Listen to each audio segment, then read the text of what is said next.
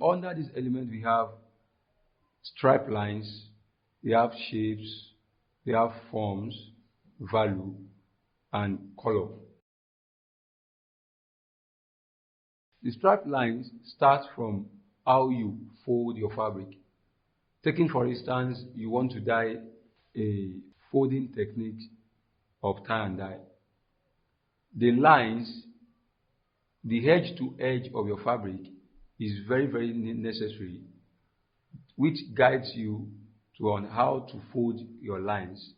So that if your lines are not sequential and if your lines are not in order, it will definitely distort what you are bringing together. This is where the lines are very, very necessary. So when taking for instance, even if it is ordinary handkerchief, if the size of the edge of your handkerchief are not in line with one another, it will not bring out an expected or desired design. So your lines are very, very important and necessary in Adire making.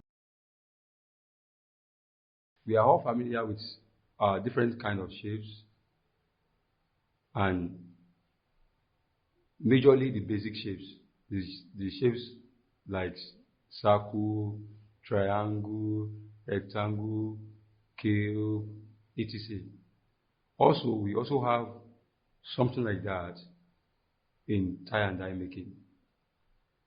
These shapes help us to create a very good and creative patterns. Taking for instance a diagonal shape. A diagonal shape is one of the types of tie and dye that is being referred to as small cap. We also have another one that talks about full moon. All these shapes help us to create an distinctive patterns.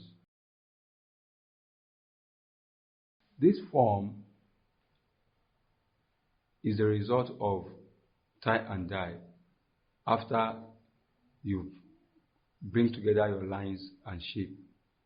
The result of your lines and shape give us what we understand by form.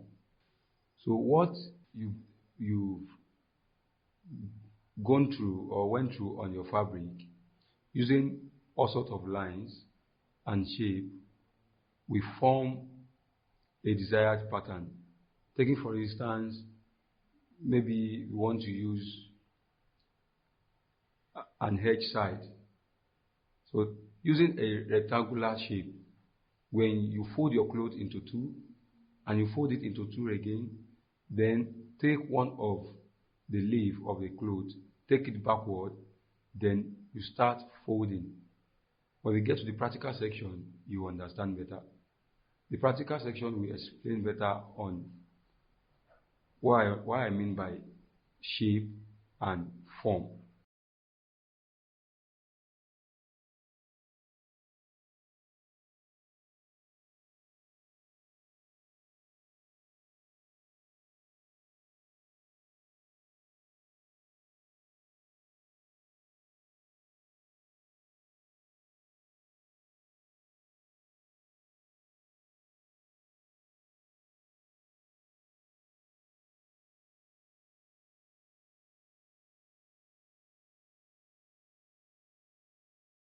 The value talks about the intensity and the richness of your dye stuff and your techniques you are using.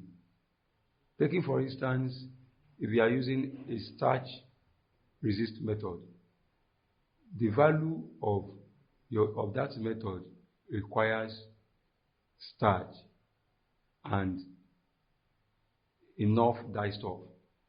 This combination of starch and dye stuffs make people appreciate your work better at the end of the product. Color is very, very important in all forms of art, and most especially also important in tie and dye making, because After going through the process of tying, knotting, and the likes, what is next and compulsory is your dye stuff, of which requires color. So your color also must be very rich. Your color must be very active, because we have some inactive dye stuff.